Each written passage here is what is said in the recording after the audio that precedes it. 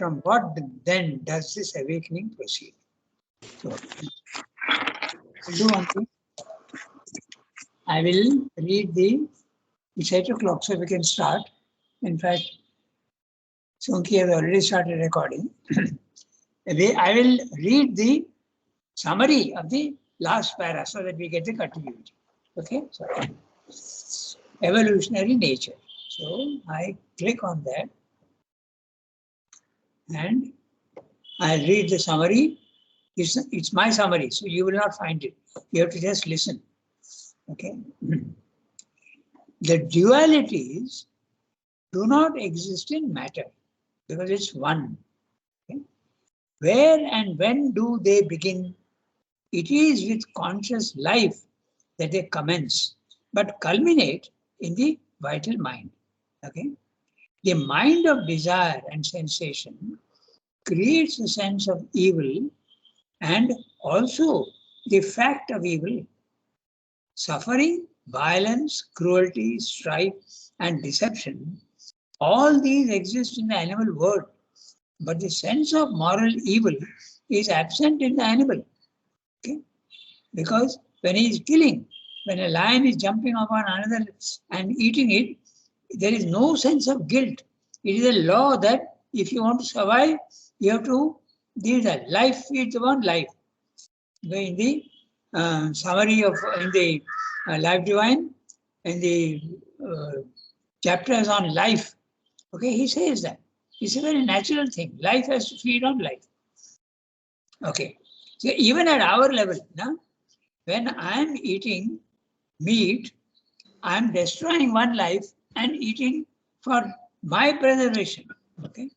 Or even when I am eating vegetarian food is also life. Plants, vegetables, fruits are all life. I am destroying one life to prolong my own life. Okay. Life feeds upon life. And so, therefore, all these things come into play. We discussed very briefly last time. Okay. Suffering, violence, cruelty, strife, and deception. The word deception is very interesting. There is constant deceiving. The animals are trying to deceive each other. And one of the most fantastic deceptions in nature is the camouflage. Okay, it's a form of deception to discourage.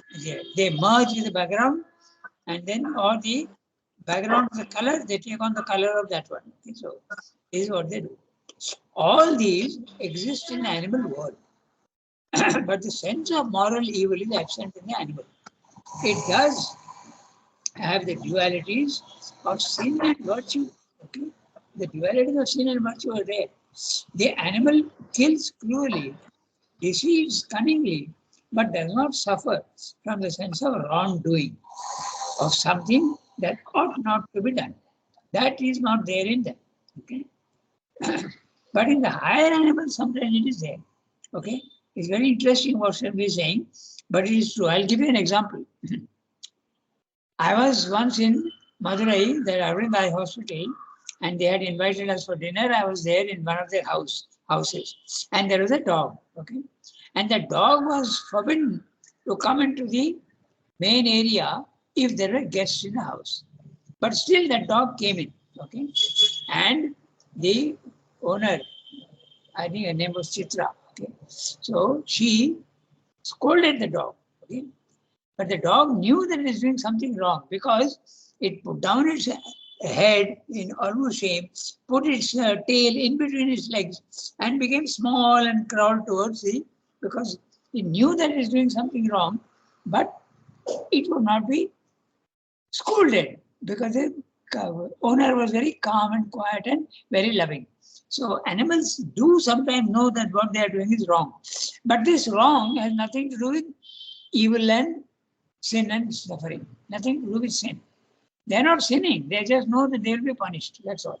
So in animal, the idea of sin and virtue is not there. Okay, so that's what he's saying. Cruelty of lion and tiger, killing and eating by tearing the newborn calf or fawn, camouflage for self-protection or attack for self-deception. But there is no sense of wrongdoing. Wrongdoing is not there the sense of sin is not there in animals.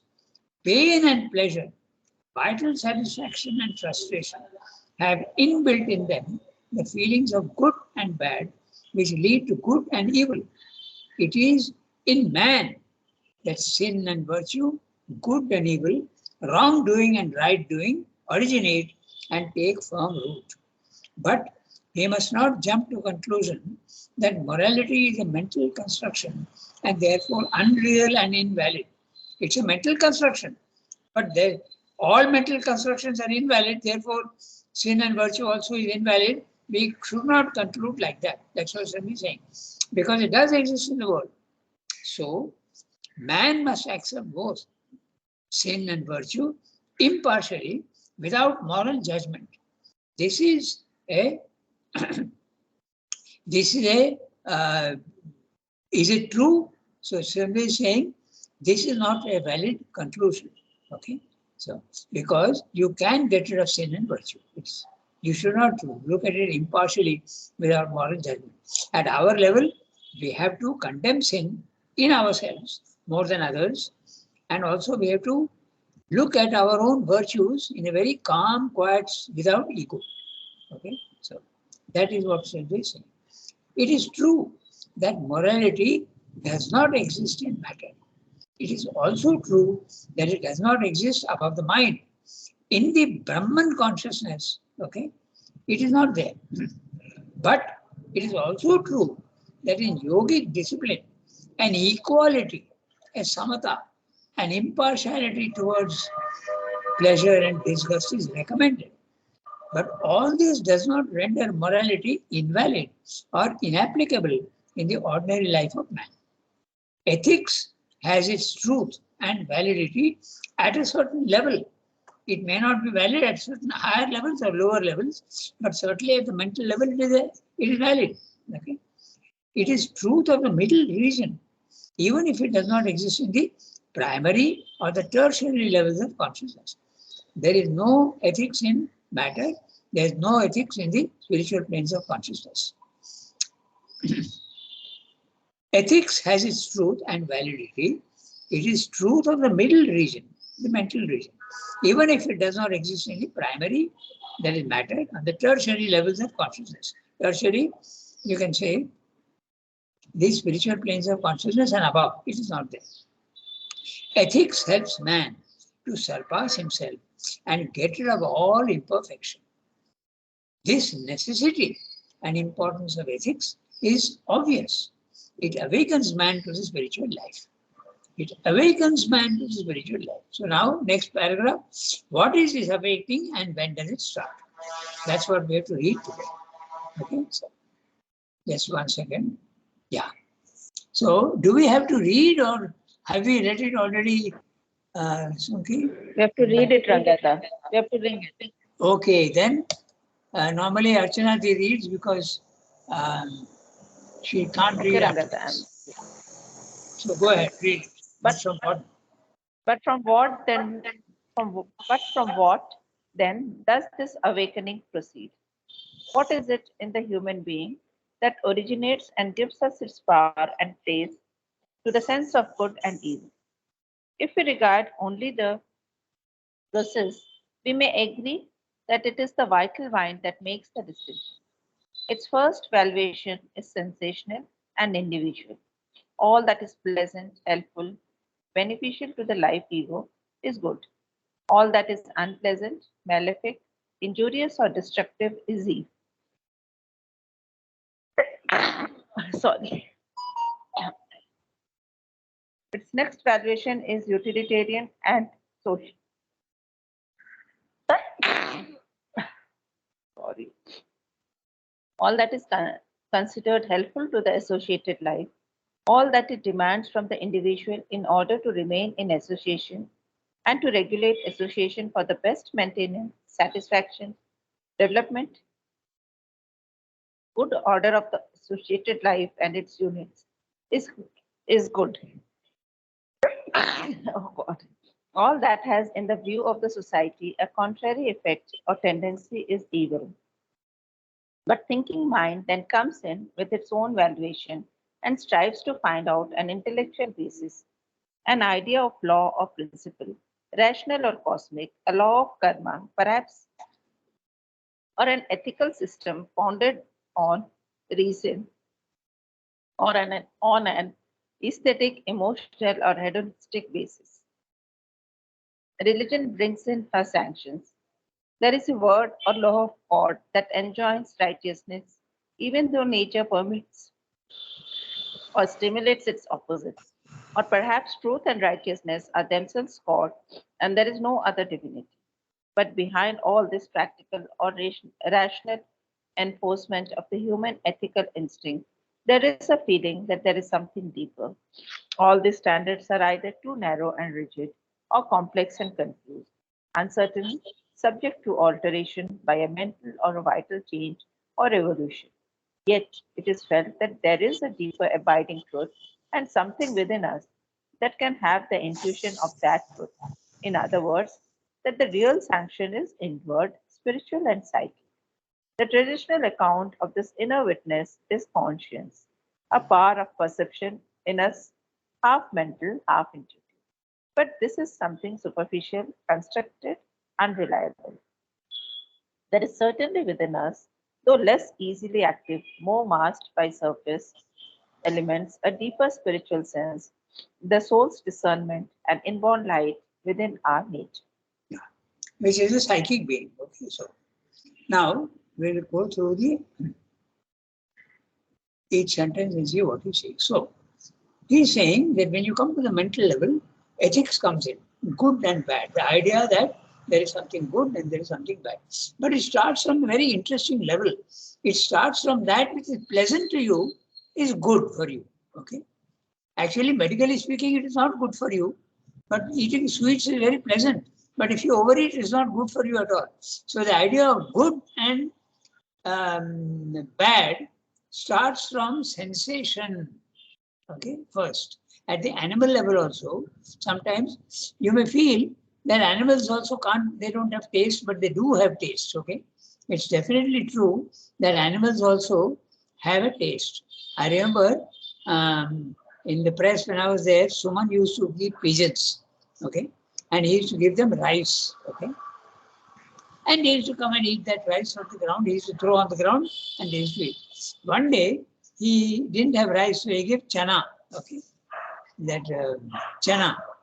And the floor was absolutely clean. They ate up everything. So they also have a taste. Okay, so it's very interesting. So what is pleasant to them is good. But what is unpleasant to them is bad. But note that good and bad are based on your senses, not your mind. But it slowly changes into mind. So when it comes to the mental level, you feel that what is pleasant is good for me. So the good and bad based on sensation, merely sensation, transforms itself into mental terms of sin and virtue. But it starts from the sensation. This gradation is very interesting. Huh? You think about it, you will see how it is true. Good and bad sensations become sin and evil at the mental level. Okay, so, but now I read each sentence. But from what then does this awakening proceed? The awakening towards a higher understanding of things. Okay. What? Now note also interestingly, Shraddha has not put a W cap after a proceed question mark. What is it in the human being? He has not put a capital. Why? Because that's his style. When he is taking up a subject and he's continuing with that same subject and questioning, he treats it as part of the sentence. Proceed, he has to put a question mark because it is necessary. But after that, he continues the same idea. Although it's another sentence, he doesn't put a cap. That's his style. Nobody does that. There are many interesting signs of instead of those prose which you must recognize. Okay, one is this. Okay, use of capital letters when the idea is the same. Okay, this is number one. Then he goes on repeating words. Okay, What is. Like that he does. That. Okay. Many times he repeats words. Nobody does that, but he does it. Okay. That's one thing. There are other things also in his prose, but when we come to it, I will point them out.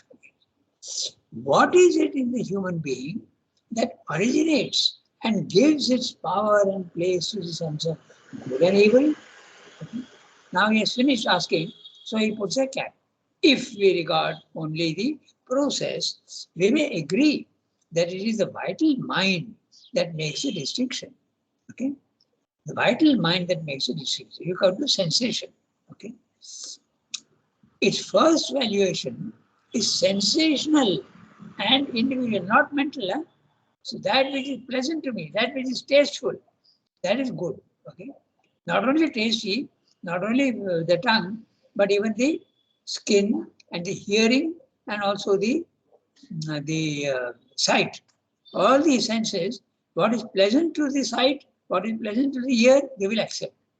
But not if it is unpleasant, then they won't accept. The animals. Its first valuation is sensational and individual. Note that also. It doesn't exist as a general sensation because you may like something, but others may not. So it's not there in the general atmosphere of the universe. It is not there. It's purely individual. I may like sugar, but somebody else may not like sugar. Okay? There are many things like that. There are animals who, or which rather, animals which eat dung. Okay?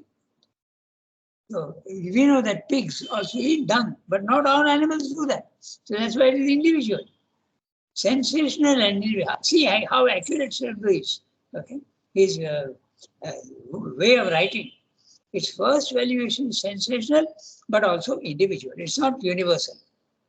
All that is pleasant, helpful, beneficial to the life ego is good. Life ego, huh? Not your mind. Eh? Life ego is good. That which is pleasant to you, you accept. All that is unpleasant, malefic, injurious, or destructive is evil. Okay? But that is also not true because, let us say, fire is destructive. But at your level, you consider it evil. But fire can also help you, no? So it's not. It's not universal.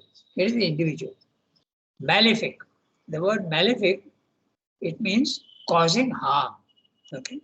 So those things which cause harm to you, they are considered bad. Okay. So good and bad. Now, malefic also is interesting because what can be malefic causing harm to some may not cause harm to others. Okay. That's exactly the thing. That's why it is individual. You can see how accurately he is using the words. Okay. Injurious or destructive is evil. Its next valuation is utilitarian and social. Now it is coming from sensation, is going to what is useful to you and what is social. Okay. That which is good for society is considered good. Not individually. Individually, it may not be. What is good for society may not be good for you at all. Okay.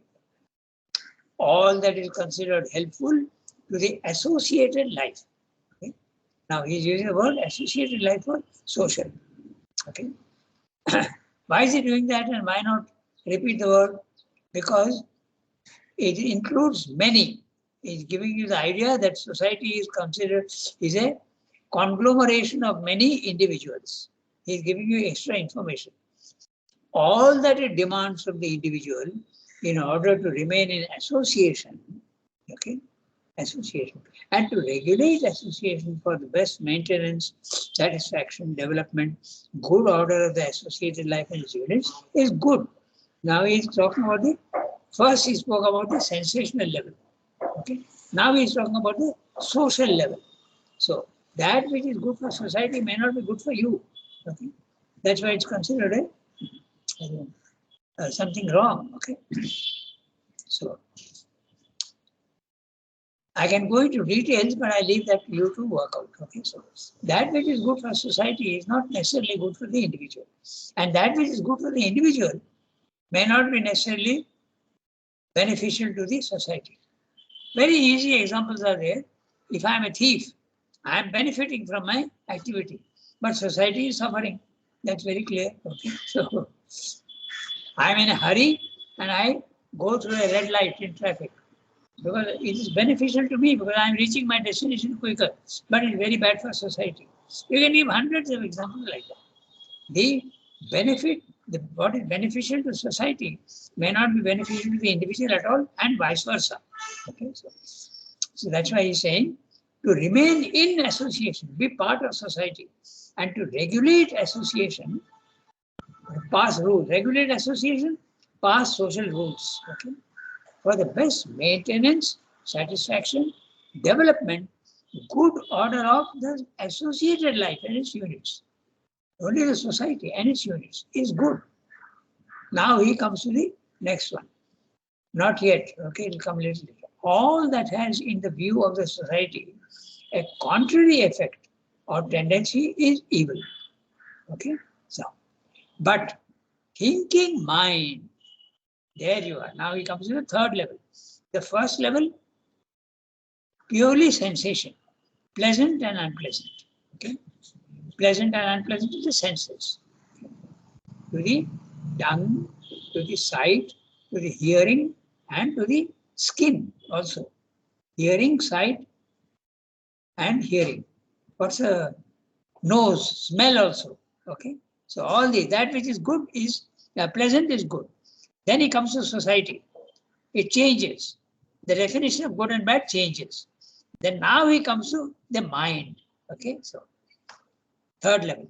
But thinking mind then comes in with its own valuation, which is not the same as the lower two, and strives to find out an intellectual basis, an idea of law or principle, rational or cosmic, a law of karma perhaps, or an ethical system founded on reason or on an aesthetic, emotional, and hedonistic basis. So, the intellectual understanding of what is good and bad can be based on reason or on aesthetics. Okay, that which is ugly is bad, or emotional, that which disturbs others is bad. Okay, or hedonistic basis. Hedonistic, the word hedonism means but there is another word for it, I forget. Okay.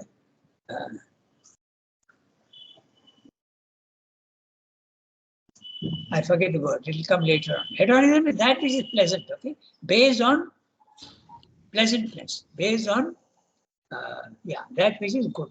Ananda, pleasantness. What's the other word? Utilitarianism? Is it eodonism? Huh? Pardon? Eodonism? EU. I can't hear you. EUDO, something. I can't spell it. Eodonism? I know, I'm thinking of another word. Anyway, okay. It will come later on. Nowadays, I'm becoming old and I can't remember the words very well. Okay. So, now thinking mind then comes in with its own valuation and strives to find out an intellectual basis, an idea of law, strives to find out an intellectual basis, an idea of law or principle, rational or cosmic, a law of karma perhaps, or an ethical system founded on reason or on an aesthetic, emotional, and hedonistic basis. Hedonism. The word will come later on. I'm forgetting the word. Religion. Now he comes to the fourth level. Religion brings in her sanctions. There is a word or law of God that enjoins righteousness, even though nature permits and or stimulates its opposite. Okay, because life is there. When life is there, it wants only pleasantness. And pleasantness has nothing to do with righteousness. That which is unrighteous is very often very pleasant. Okay, so even though nature permits and stimulates its opposite, it actually, nature is encouraging pleasantness because life is there. Okay, so, or perhaps truth and righteousness are themselves God, and there is no other divinity. That also idea can be there. In fact, there are many who say morality is the highest standard. Okay, not spirituality. Morality is the highest standard. That's what he is meaning by, or perhaps truth and righteousness are themselves God, and there is no other divinity. You get stuck at the moral level. But behind all this practical or rational enforcement of the human ethical instinct, okay, there is a feeling that there is something deeper. So those who are very thoughtful, very thinking, they know that morality is not always the right thing. Okay, so they go something deeper. All these standards are either too narrow and rigid and complex and confused, uncertain, subject to alteration by mental or a vital change or evolution. Okay. What he is discussing here is absolutely a shadow of the chapter in life synthesis, the standards of conduct. Okay, how it goes on changing, the 4 levels. So nature allows all these things. Where are we going? Just one second. I'm reading the sentence again. But behind all this practical or rational enforcement of the human, note the word practical, okay? That which is useful to society, or rational enforcement. The two are opposites. Huh? Rational is not always practical. Enforcement of the human ethical instinct. There is a feeling that there is something deeper. All these standards are either too narrow and rigid or complex and confused, uncertain, subject to alteration by a mental or a vital change or evolution. So their ideas of what is good and bad can change, can be altered. How? By a mental or a vital change or evolution. As you go on evolving more and more, your ideas of what is good and bad goes on changing. To such an extent that Mother says that for the normal man, morality is valid. For the spiritual man, morality is not valid. Spiritual laws are valid. Then Mother says something. She says when you go to the supramental level, even the spiritual values change. Okay? So you can imagine how deep this truth is. At each level, there are standards which are temporary. Only the divine standards are finally, that's it, ultimate. They are utter truth. But the rest are all part true, part false. Okay? So, yet it is felt that there is a deeper abiding truth and something within us that can have the intuition of that truth. In other words, that the real sanction is inward, spiritual, and psychic. Now there you are. Now you are breaking into psychic because he's talking of inward, not upward. Upward is the self. So when it is what the psychic finds good, okay, the vital and the mind may find not so good, okay. But the psychic will tell you not to do something, and your mind and vital may object to it, okay, because the vital wants satisfaction. But the psychic knows that satisfaction is going to give you also dissatisfaction. So psychic says no. So these things now it comes to spiritual level. So what are the levels he's talking about? First is sensation. Then you have ideas of good and bad based on sensation. Next comes the social. Okay, that which is good in society is the idea changes. Then it comes to the mind. Okay, there again it changes. Then finally, he comes to religion. Now he is coming to spirituality. So many levels. It goes on changing. The idea of what is good and bad. The traditional account of this inner witness is conscience. Traditional account. Conscience is mental, huh? By the way. Conscience is not spiritual. Sri Aurobindo says that very clearly in other places. Conscience is, your mind is telling you what is good and bad, but not your self or your soul. A power of perception in us, half mental, half intuitive. But this is something superficial. There you are, constructed and unreliable. Your conscience may not always be right, huh? That's what he's saying. Conscience is a power of perception in us, half mental, half intuitive. But this is something superficial, constructed, unreliable. There is certainly within us, though less easily active, more masked by surface elements, a deeper spiritual sense, the soul's discernment, an inner light within our nature. So he has given you so many standards and how the awakening comes slowly.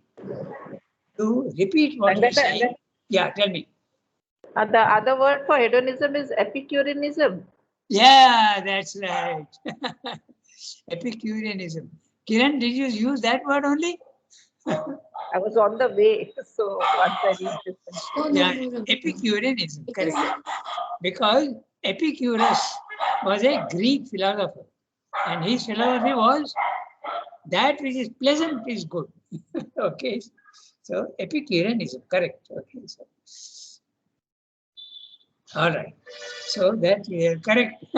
Archana, you are right. Epicureanism. Epicurus was a Greek philosopher, 300 BC. So now let us to summarize what he's saying, because he has in one small para he has given you all the different standards and how they go on changing. Huh? So I'm reading out the summary again of this one. It's very interesting to see how he's going step by step. I'm reading the summary of what I have written. Okay, man awakens to a spiritual life after the moralistic period is crossed. Okay, but what causes the awakening? What in the human being is compelling the upward urge towards the spiritual life? Then he goes on.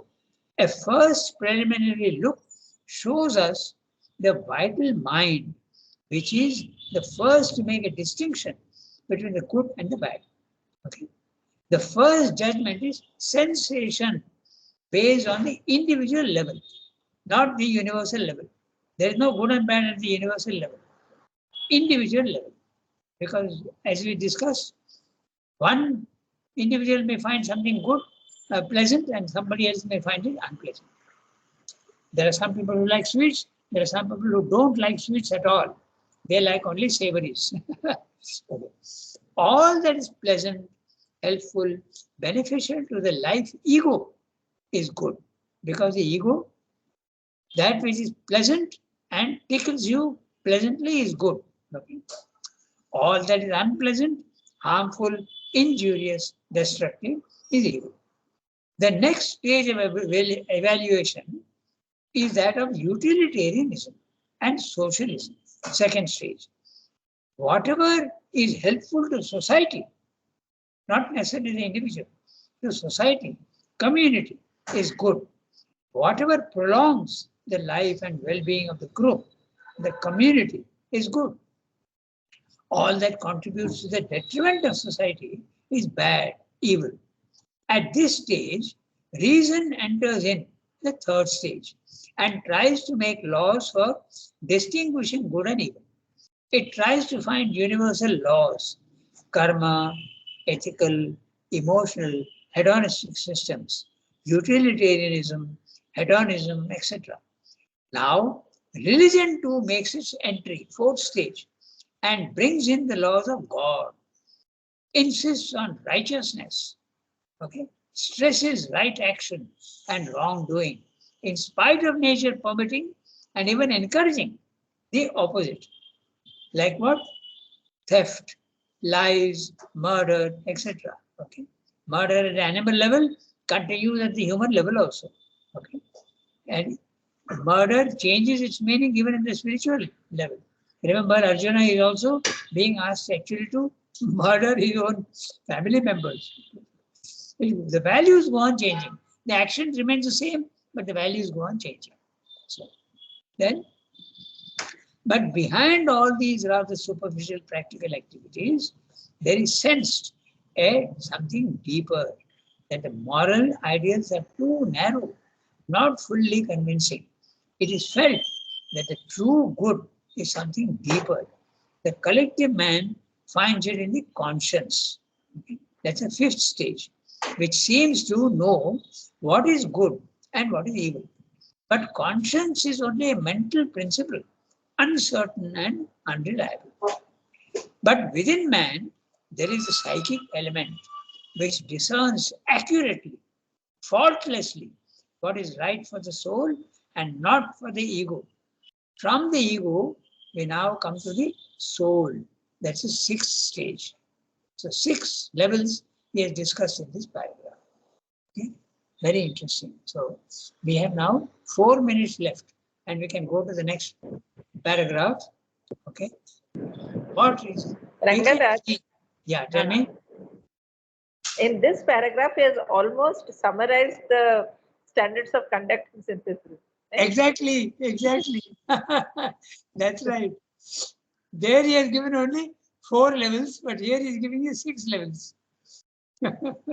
More detailed. Okay. So, because this is life divine and that was some synthesis. Okay. So shall we read the next one? We have got only 3 minutes left. And how big is the paragraph? Let's see. Oh, it's quite big. Okay. It's quite big. So we'll leave it for next time. Now that is tomorrow. Okay. We'll do this tomorrow. So in case there is any questions, we can discuss it or we can stop the class now. Very interesting. My God. Very interesting paragraph. No? Just one minute, I'm getting a call.